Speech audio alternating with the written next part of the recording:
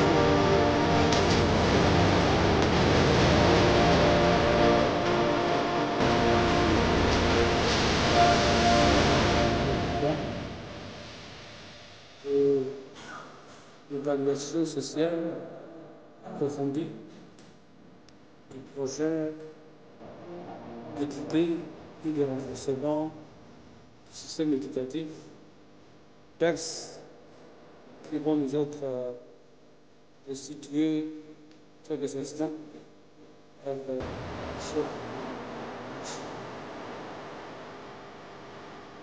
Comme vous le savez,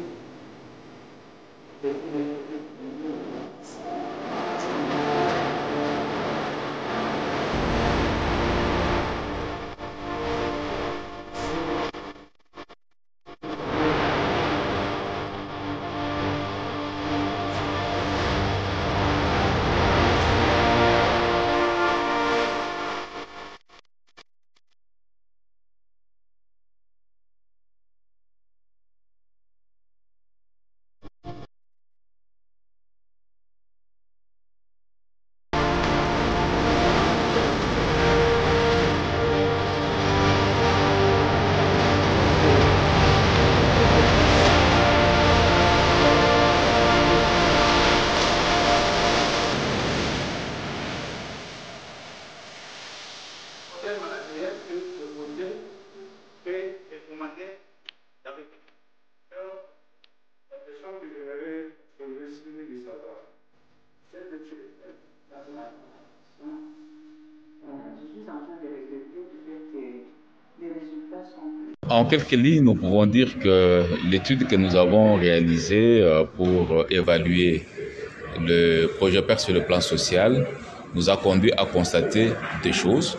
La première, c'est qu'il y a eu des progrès qui ont été réalisés par les projets en termes de lutte contre l'exclusion sociale dans les milieux scolaires, de lutte contre le conflit des violences en milieu scolaire et de lutte contre l'insécurité dans les milieux scolaires. Certes, les progrès ont été réalisés, mais il y a encore beaucoup à faire pour pacifier nos écoles, pour le rendre plus accessible, afin que nos enfants puissent avoir une formation de qualité et de manière holistique. Voilà ce qu'on peut retenir en 2 mots par rapport à cette étude. Pour améliorer, quelles sont les recommandations que vous avez formulées? Oui, pour améliorer l'action du PERS, nous avons fait quelques recommandations en termes d'élargissement de la capacité d'accueil des écoles pour que l'afflux des enfants puisse correspondre effectivement aux disponibilités qu'il y a dans les écoles. Ça, c'est la première chose.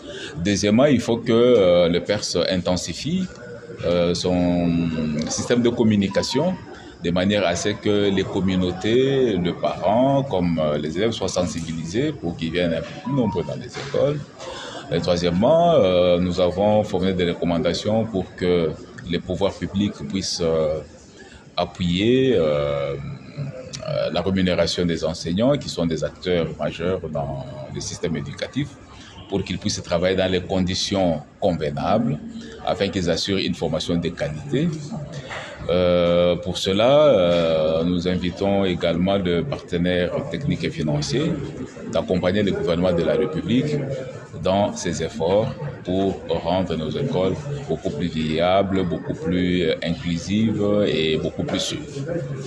Ça, c'est une question à laquelle je ne peux pas répondre. Parce que la priorisation, ça fait partie de vos décisions en termes de pays. Moi, je suis consultant, je viens conseiller, c'est tout. Donc, je ne peux pas vous donner de priorisation en termes de recommandations. Cependant, ce que je peux dire, c'est qu'il y a, à mon avis, plusieurs niveaux auxquels il faut s'adresser. Les élèves est une évidence, mais je pense qu'il faut s'adresser aussi aux parents, qui me semblent être un petit peu en retrait de ce qui se fait actuellement.